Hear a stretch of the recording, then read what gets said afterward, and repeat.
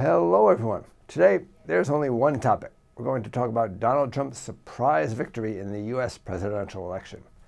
This is Marshall Gittler, head of investment research here at FXPRIMUS, bringing you my daily market comment. Well, there's no point discussing indicators today. The market's focused entirely on Trump's stunning victory. The Republican Party also retained control of the Senate and the House of Representatives, so that gives them a clean sweep of the U.S. government. The market reaction is pretty much as was anticipated, a swift risk-off movement. I'm not going to talk much about today's moves, though. I'd rather discuss the future implications. The election has serious repercussions not only for the U.S. economy, but for the global economy as well. If I may quote from an open letter that 19 Nobel Prize winners in economics wrote recently, let me stress that this is their words, not mine. They said Trump, quote, offers an incoherent economic agenda. His reckless threats to start trade wars, his trillions of dollars of unfunded tax cuts, his casual suggestion that the United States could threaten default on its debt, each of these proposals could jeopardize the foundations of American prosperity and the global economy, end quote. Not only the U.S., but the global economy as well. So the immediate result of his election is uncertainty, and the VIX index did indeed go shooting up, although it's come back down a bit now. The key question, though, for me is not what Trump intends to do, but more importantly, what he can do. The fact is that many of his positions, such as opposition to free trade, go against mainstream Republican views. Almost none of the Republican members of Congress openly supported him during the election, which is really quite remarkable.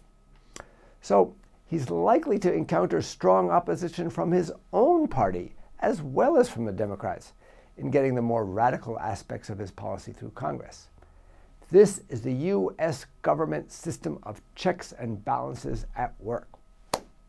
Meanwhile, the increase in uncertainty and the sharp decline in the stock market makes a December Fed rate hike less likely. That's going to be negative for the dollar in the short term.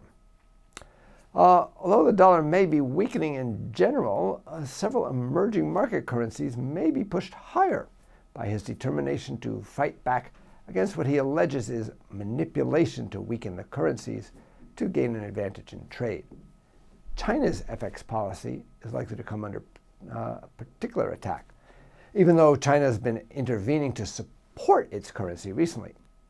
That could prove positive for other Asian currencies, but negative for their stock markets.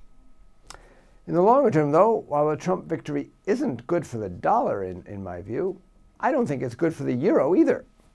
The Brexit vote and now this are likely to embolden the anti-euro forces in Europe.